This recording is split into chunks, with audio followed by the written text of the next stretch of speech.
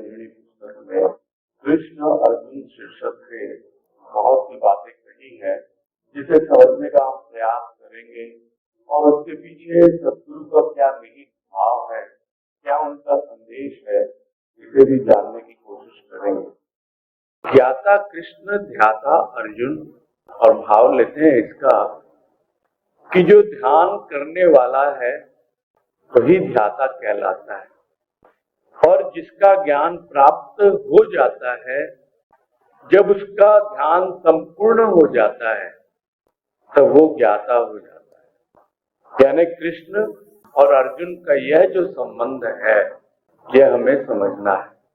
पहले गुरुदेव ने बतलाया कि ध्यान अर्जुन और ज्ञान कृष्ण, यानी जब प्राणी ध्यान में होता है तो वो जो ध्यान की प्रक्रिया है वो केवल अर्जुन ही कर पाएगा। उसी प्रकार जो ज्ञान मिलना है वो उसे कृष्ण से ही मिल पाएगा। अब कह रहे हैं कि जो ध्याता है, यानी जो ध्यान कर रहा है, यानी ध्यान तो अर्जुन है ही और ध्याता भी अर्जुन ही है। यानी ध्याता और ध्यान दोनों एकाकार हो गए तो अपने आप ही जो उसका ध्येय है, जो सामने उसका लक्ष्य है, वो उसे मिलेगा ही मिलेगा। यह त्रिपुटी है जीवन में, ध्याता है, ध्यान है और ध्येय है। जब ध्याता, ध्यान और ध्येय तीनों एकाकार हो जाते हैं तब वास्तव में जीवन में ज्ञान आता है, और जब जीवन में ज्ञान आ जाता है तब हम ज्ञाता होते हैं। यानी हमें अपने भीतर उस लक्ष्य की प्राप्ति हो गई, उस ज्ञान की प्राप्ति हो गई, हमें उस कृष्ण की प्राप्ति हो गई जो अर्जुन को मिला। कृष्ण ने ज्ञान दिया क्योंकि कृष्ण ज्ञाता है, वो जानता है। ज्ञाता वो है जो जानता है, जिसने जान लिया। किसको जान लिया? जो उससे जानने योग्य है। उसी प्रकार ज्ञाता, ज्ञान और ज्ञेय, ये त्रिपुटी है कि जब हम किसी का ज्ञान लेने चलते हैं, हम किसका ज्ञान लेने चल रहे हैं? ध्यान के द्वारा हम ज्ञान लेने चल रहे हैं अपने प्रभु का, अपने सद्गुरु का, अपने कृष्ण का। वो ज्ञान जब हमारे जीवन में आता है, कब आता है? जब हमारा ध्यान उस पर होता है। और जब ध्यान उस पर होता है और ज्ञान हमारे जीवन में आता है तो हम ध्याता हो गए, और जिस दिन हमारा वो ज्ञान संपूर्ण हो जाएगा, पूरा हो जाएगा, उस दिन हम ज्ञाता हो गए। यानी हम अब अर्जुन नहीं रहे, हम भी कृष्णमय हो गए, कृष्ण ही कृष्ण हो गए। लोग तो कहते हैं कि गोपियों को पूरी सृष्टि कृष्णमय दिखाई देती थी, पूरी सृष्टि दिखाई देती होगी, किंतु अपने भीतर उस कृष्ण को देखना, यह एकमात्र अर्जुन के द्वारा ही संभव है। गोपियां प्रेमी है, भक्त है, ज्ञानी नहीं है। ज्ञानी तो एकमात्र कृष्ण है और वही ज्ञाता है। उसी प्रकार ध्यानी तो एकमात्र अर्जुन है और वही ध्याता है। तो ध्याता जब ज्ञाता बन जाता है तो अर्जुन और कृष्ण दोनों एक हो जाते हैं। तब हमें पता लगता है कि दोनों का क्या संबंध है। लोग कहते हैं कितना भी कृष्ण को जान लो, किंतु कृष्ण तो अपनी लीला करता ही रहता है। कौन सी लीला करता है? बाहर की लीला करता है, स्थूल के खेल खिलाता है, किंतु भीतर में जब ज्ञान होने लगता है तब समझ में आता है कि भीतर भी उसकी लीला चल रही है। भीतर की लीला समझना इतना आसान नहीं है। बाहर की लीला को तो हम माया कहकर छोड़ देते हैं, अपने आप को बचाने का प्रयास करते हैं, किंतु भीतर की लीला समझना इतना आसान नहीं है। वो वही समझ पाता है जो अर्जुन बनकर अपने भीतर के भाव विचारों पे ध्यान देता है, और ध्यान देते देते ही वो ध्याता बन जाता है, और ध्याता बनते बनते ही उसे ज्ञान होने लगता है। एक एक चीज स्पष्ट होने लगती है, तब उसे लगता है कि कृष्ण में पूरी सृष्टि है या नहीं, किंतु मेरे भीतर बाहर रोम रोम में सर्वत्र वह कृष्ण ही व्याप्त है, वो मेरा प्रभु ही सर्वत्र छाया हुआ है। ज्ञान भीतर होता है, भक्ति बाहर होती है। बाहर बाहर की भक्ति हमें भीतर की ओर प्रेरित करती है, जिसे हम कहते हैं साकार से निराकार। साकार की भी भक्ति है, निराकार की भी भक्ति है, किंतु निराकार की भक्ति बिना ज्ञान के हो नहीं सकती। साकार की भक्ति के लिए ज्ञान की आवश्यकता नहीं है, साकार की भक्ति के लिए प्रेम ही पर्याप्त है। इस तरह हम समझ लेते हैं, जान लेते हैं कि किस प्रकार अर्जुन और कृष्ण का संबंध गोपी और कृष्ण के संबंध से पृथक है, थोड़ा अलग है। ये प्रारंभ से ही हम समझने का प्रयास कर रहे हैं और अभी गुरुदेव ने स्पष्ट कर दिया, क्योंकि न तो गोपियों को ज्ञान की आवश्यकता है और न ही वो ज्ञान लेने के लिए प्रस्तुत है। जब उद्धव जी ज्ञान देते हैं उन्हें, तो भी उन्हें नहीं सुहाता। उन्हें तो कृष्ण की प्रेम भरी बांसुरी सुननी है, उन्हें तो कृष्ण की लीला का दर्शन करना है, उन्हें तो रास लीला रचानी है, वो तो उसी में मगन होती है। इसलिए कृष्ण जो है गोपियों को छोड़ के महाभारत में चले जाते हैं कि ये मेरे ज्ञान को ग्रहण नहीं कर पाएंगी, मुझे तो वहां ज्ञान देना है जहां इस ज्ञान की आवश्यकता है। और तब उन्हें अर्जुन मिलता है ज्ञान देने के लिए, और पूरा गीता का ज्ञान अर्जुन के लिए ही है। जब हम भी अर्जुन हो जाएंगे तब हम उन ज्ञान की बातों को समझेंगे। जब तक गोपी भाव में जीते रहेंगे तब तक हम ज्ञान को ग्रहण नहीं कर पाएंगे। यहाँ यही कह रहे हैं, जिस दिन ज्ञान हो जाता है तो ज्ञाता हो जाता है वही कृष्ण है, और जो ध्यान करता है वो ध्याता है और वही अर्जुन है।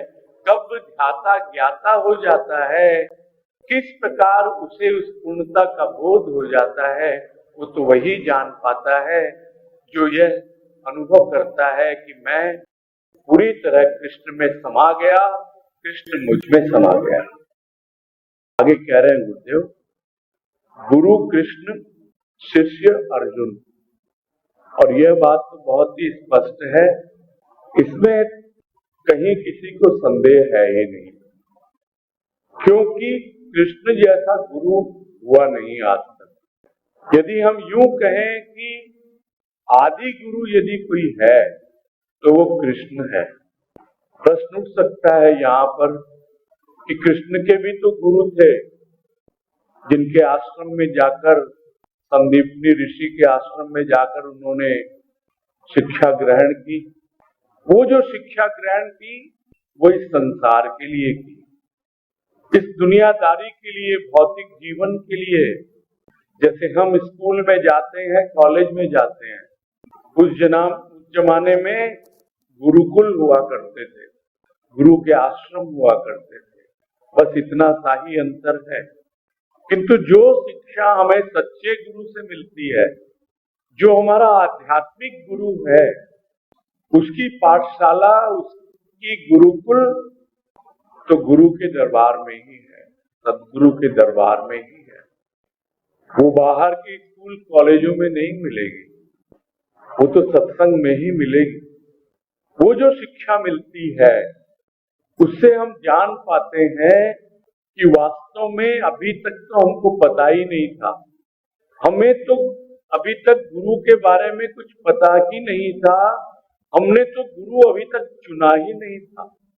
लोग कहते हैं सभी तो गुरु है, सबसे पहली गुरु माँ होती है, किंतु माँ क्या उस बच्चे को इस भवसागर के आवागमन से छुटकारा दिला सकती है?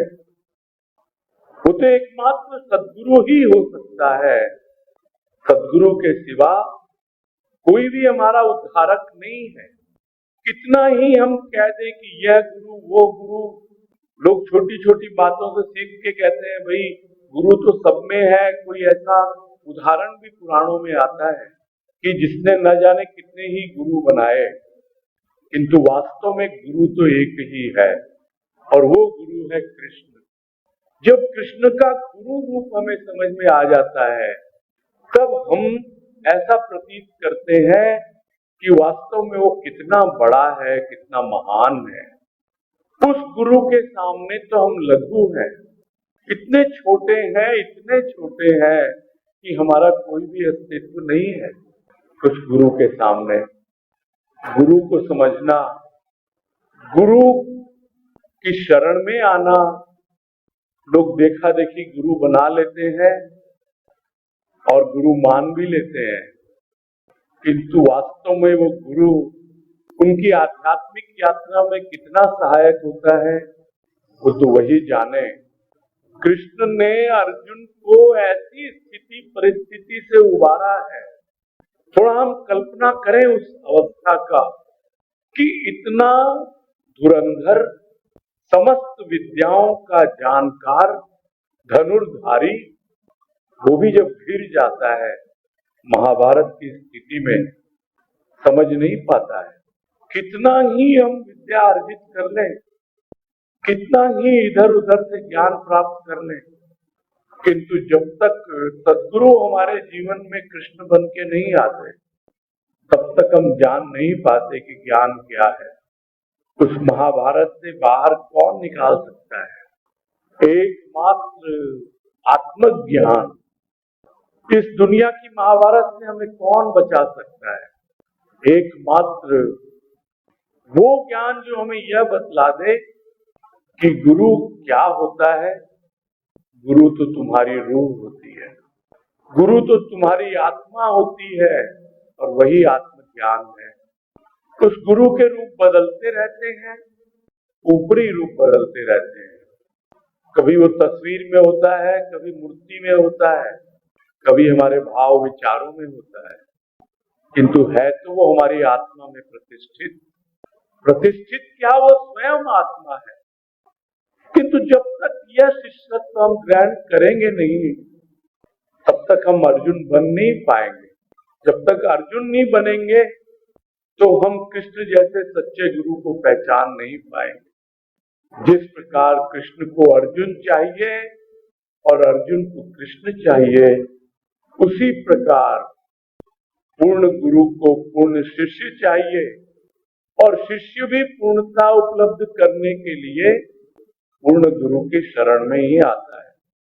उसका एकमात्र लक्ष्य यही होता है कि मैं जो भी मेरे जीवन में अभाव है, जो भी अधूरापन है, वो पूरा करूं।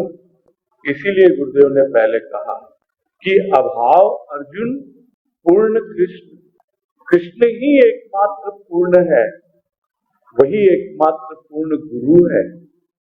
जब शिष्य आता है गुरु की शरण में तो वो अभाव ग्रसित होता है, किंतु जैसे जैसे उसके अभाव दूर होने लगते हैं, वैसे वैसे उसे अनुभव में आने लगता है कि मैं पूर्णता की ओर बढ़ रहा हूँ। और देखा जाए अभाव है क्या? अभाव एक दृष्टि दोष है। दृष्टि दोष यानी कि आंखों की बीमारी है। हमारी आंखें अभाव को ही देखती हैं। इन आंखों में यही रोग लगा हुआ है और सद्गुरु क्या करता है? इन आंखों का ऑपरेशन कर देता है, हमारा दृष्टि दोष दूर कर देता है, अपने भाव की दृष्टि हमें दे देता है।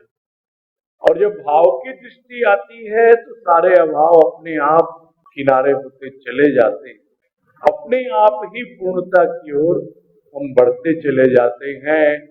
शिष्य शिष्य नहीं रहता, वो भी गुरु की ओर बढ़ रहा होता है, गुरु में ही समा रहा होता है। और गुरु पूर्ण है तो शिष्य भी पूर्ण हो जाएगा। जब तक इस प्रकार का भाव लेकर के हम गुरु की शरण में नहीं आते, तब तक हम जान नहीं पाते। हम कृष्ण को अलग समझेंगे, गुरु को अलग समझेंगे, हम अर्जुन को अलग समझेंगे और शिष्य को अलग समझेंगे। जिस दिन कृष्ण और अर्जुन का संबंध हमें समझ में आ जाता है, अपने आप ही गुरु और शिष्य का संबंध भी स्पष्ट हो जाता है। इसलिए कहा गुरुदेव ने, गुरु कृष्ण शिष्य अर्जुन। फिर कहते हैं आनंद कृष्ण उपासक अर्जुन। जो पूर्ण की प्राप्ति करना चाह रहा है, पूर्ण गुरु में समाना चाह रहा है, वो कौन है? वो तो उपासना ही तो कर रहा है, वो साधना ही तो कर रहा है। किसके लिए? पूर्णता को उपलब्ध करने के लिए। किसकी साधना कर रहा है? आत्मज्ञान के लिए। सब कुछ तो वो उस आनंद में समाने के लिए ही तो कर रहा है। आनंद कहाँ है? तो गुरुदेव ने कहा, कहाँ नहीं है आनंद? कहाँ नहीं है आनंद? बोले हमारे जीवन में तो तनिक भी आनंद नहीं है। जब आनंद नहीं है तो करो उपासना, बन जाओ अर्जुन की तरह। और उपासना क्या है? इतनी सी है कि आसन लगा जो प्राणों में, श्वासों में ढल गया। वो जो उपासना हम जिसकी कर रहे हैं, उप यानी समीप, आसन यानी नजदीक, समीप उसका आसन लग गया, बैठ गए वहां पर, या वो बैठ गया वहां पर। जब हम उसके उतना समीप हो जाते हैं, और प्राणों से समीप क्या हो सकता है? जब प्राणों में आसन लगता है तभी वास्तव में उपासना शुरू होती है।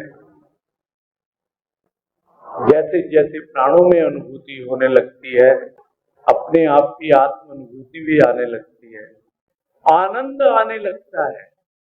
कहाँ नहीं है आनंद, कहा गुरुदेव ने। और फिर भी लोगों को विश्वास नहीं होता, इसीलिए गुरुदेव ने और उसे सहज बना दिया। क्या सहज बना दिया? कि तुम मुझे विश्वास दो, मैं तुम्हें आनंद दूंगा। तुम आनंद में नहीं रहते और विश्वास में भी नहीं रहते। अब मैं और सरल बना देता हूं इस बात को कि तुम मुझे पूरी तरह विश्वास दे दे, देख तेरे जीवन में आनंद आता है कि नहीं आता। विश्वास क्या करना है? विश्वास इतना ही करना है कि हम अर्जुन हैं और वो कृष्ण है।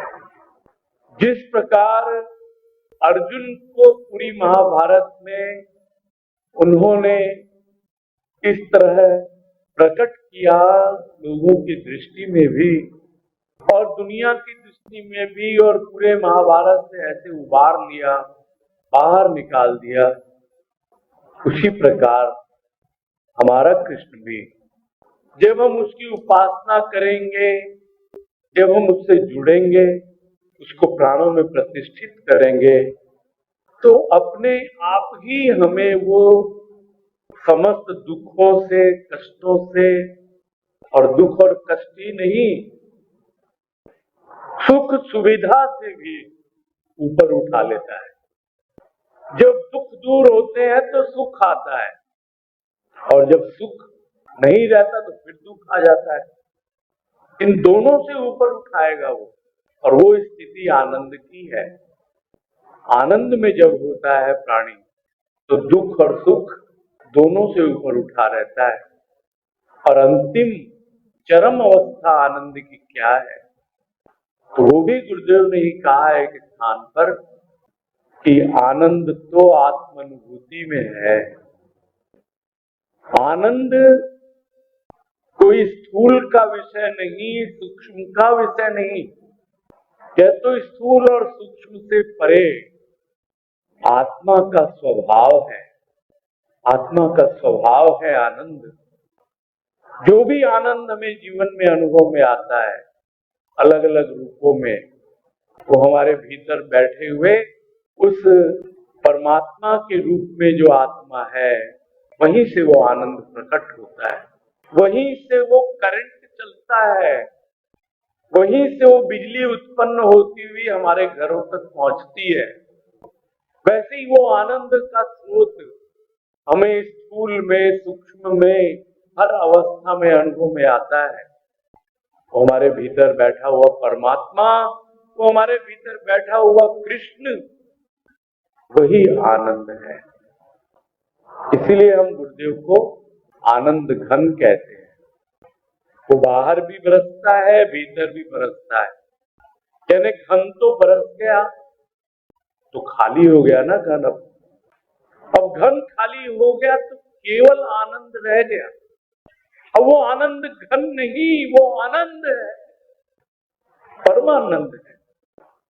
जिस प्रकार आत्मा परमात्मा से मिल जाती है तो वो भी परमात्मा हो जाती है, उसी प्रकार आनंद जब परमात्मा से मिल जाता है तो परमानंद हो जाता है। उस परमानंद की हम बातें ही करते हैं। अभी तो हम आनंद घन की वर्षा से लाभ उठा रहे हैं।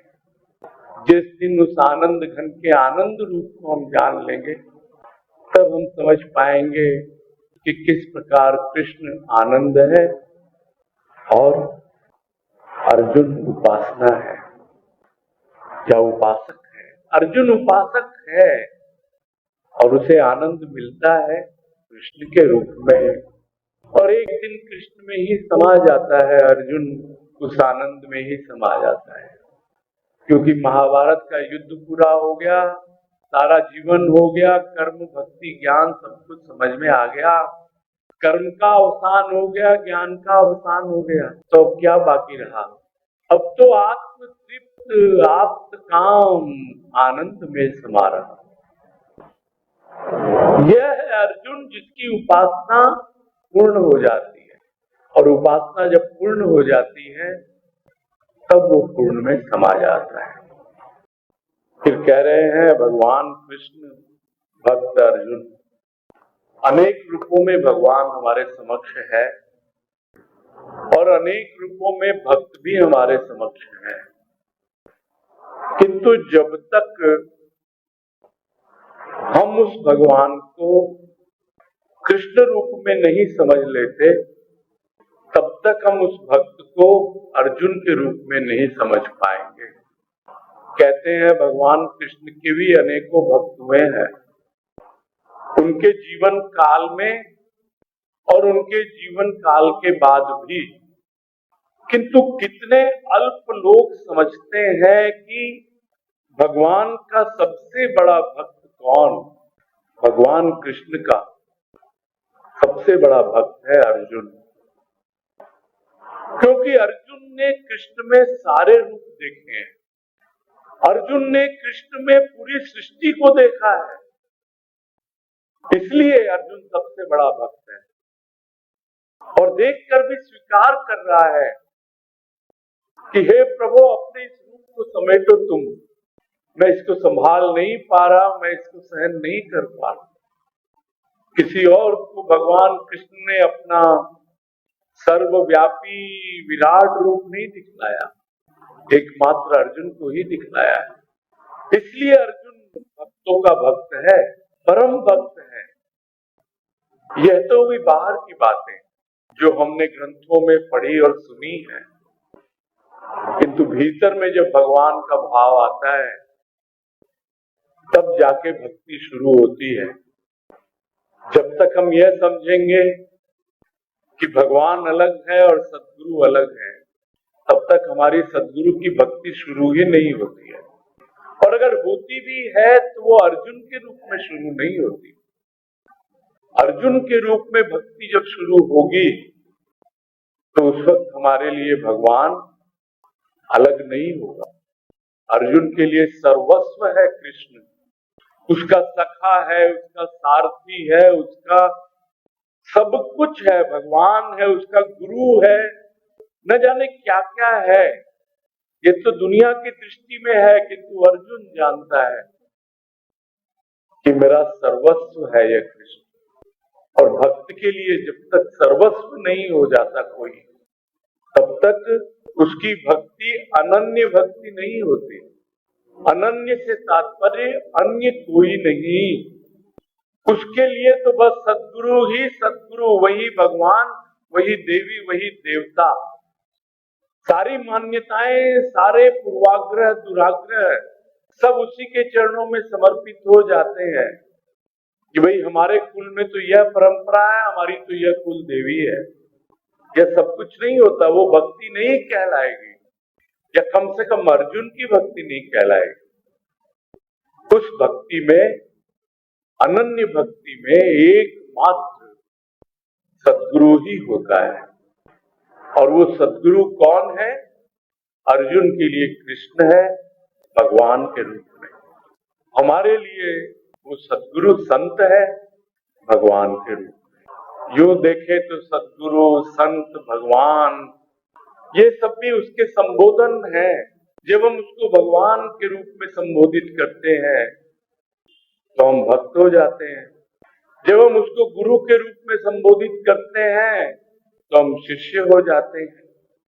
जब हम नारायण के रूप में संबोधित करते हैं तो हम नर हो जाते हैं। तो ये सारे संबंध तो कृष्ण और अर्जुन के हैं। उसी प्रकार वही संबंध हमारा हमारे प्रभु के साथ, हमारे इष्ट के साथ है। और जब तक वो कृष्ण और अर्जुन का संबंध स्थापित नहीं हो जाता, तब तक हम जान नहीं पाएंगे कि भगवान और भक्त का क्या संबंध होता है। गुरुदेव ने कहा है एक वाणी में कि भक्ति की शक्ति भक्त जाने या भगवान। अन्य अन्न को भजते हैं, शरीर यूं ही तजते हैं। भक्त और भगवान के अलावा जो भी है वो अन्न को ही बचते हैं। वो स्थूल में ही खेलते रहते हैं, वो दुनियादारी ही करते रहते हैं। यदि भक्ति भी करेंगे तो दुनियादारी के लिए करेंगे। वैसे भक्त भक्त नहीं हो सकते, वैसा नर अर्जुन नहीं हो सकता। भक्ति करनी हो तो भीतर में धारण करना है उसे, तब भक्ति की शक्ति समझ में आती है। वो कौन जानता है? वो भक्त जानता है, और या फिर भगवान जानता है कि भक्ति में क्या शक्ति है, किन किन अवस्थाओं में, किन किन रूपों में, किस किस ढंग से वो कृष्ण अपने भक्तों की रक्षा करता है। द्रौपदी की रक्षा की उसने, द्रौपदी भी उसकी भक्त ही है। और भी कितने उदाहरण हमें मिल जाएंगे। किंतु अर्जुन एक पूर्ण भक्त है, जो भक्त को पूरी तरह से उसी में लगा देता है। अर्जुन को किसी और का ख्याल ही नहीं आता कृष्ण के सिवा। जिस दिन हमें भी अपने प्रभु के सिवा, जिसे हम चाहे सद्गुरु कहें या संत कहें, किसी और का ख्याल नहीं आएगा, कोई भी हमारे जीवन में सहज रूप से चल रहा हो या उतार चढ़ाव आ रहा हो, या तो बाहरी जीवन, चाहे भीतर की भावनाओं में कितना भी उछल कूद हो रही हो, हर अवस्था में हम उसी का आधार लेके रहें, उसी के चरणों में अपने आप को समर्पित करके रखें, तो जाकर हमें कुछ कुछ समझ में आएगा कि अर्जुन की भक्ति क्या होती है।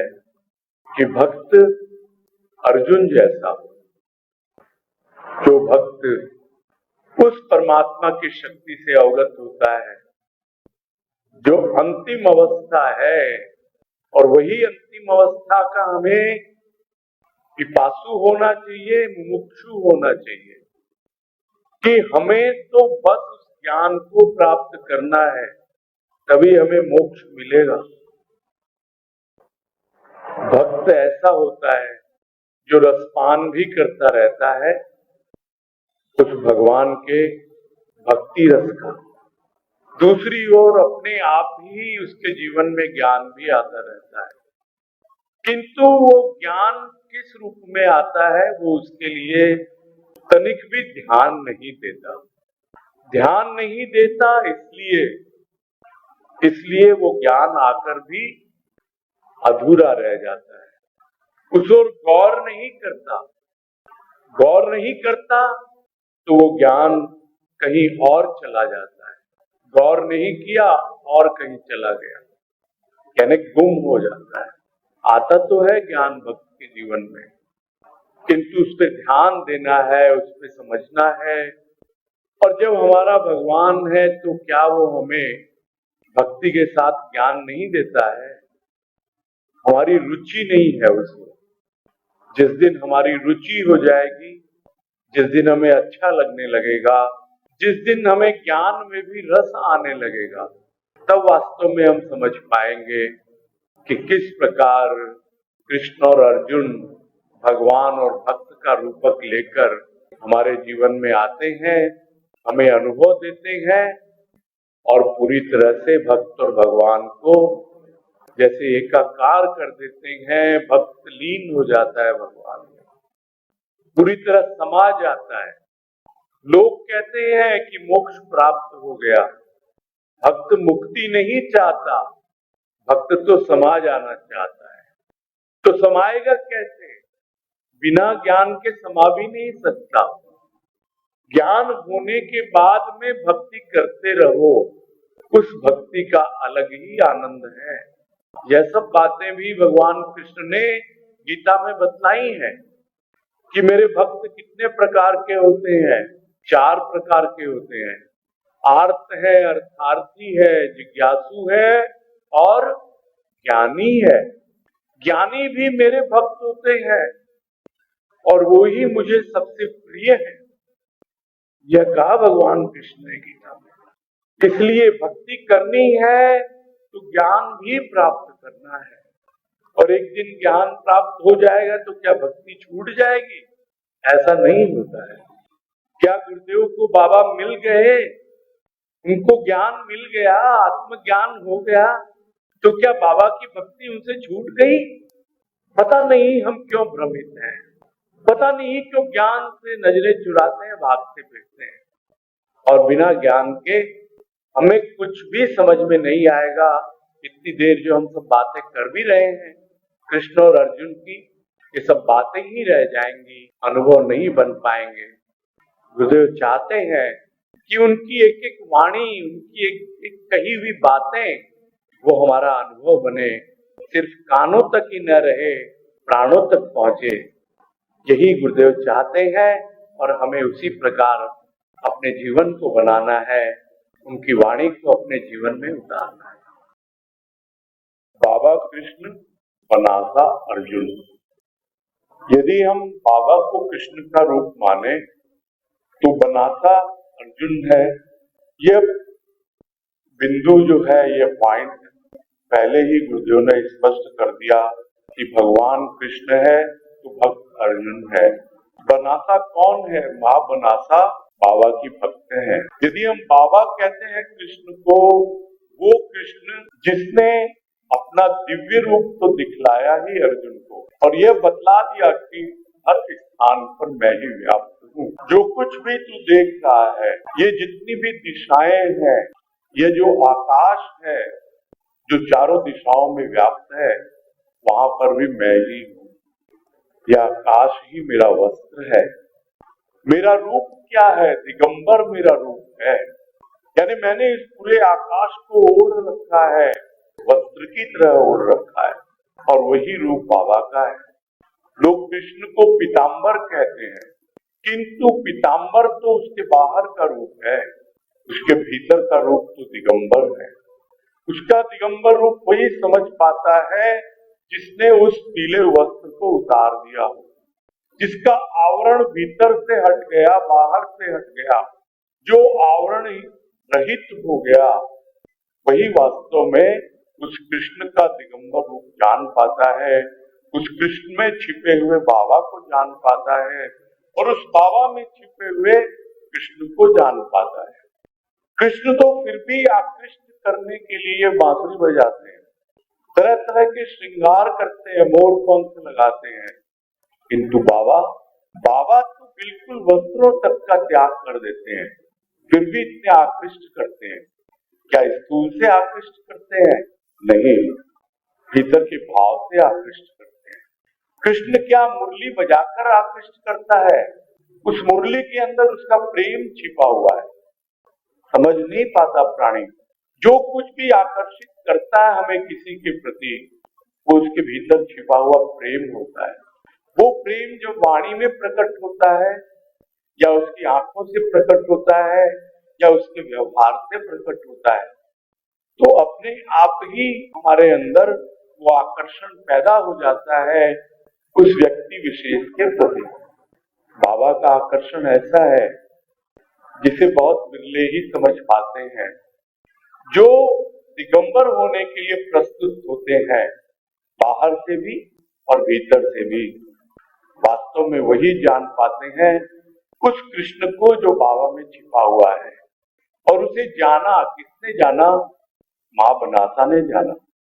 जिस तरह कृष्ण को अर्जुन ने पहचाना, समग्रता से पहचाना, पूर्ण रूप से पहचाना, कृष्ण ने अर्जुन के सामने अपना पूर्ण रूप प्रकट किया। उसी प्रकार बाबा ने बनासा के सामने, मां बनासा के सामने अपना पूर्ण रूप प्रकट कर दिया।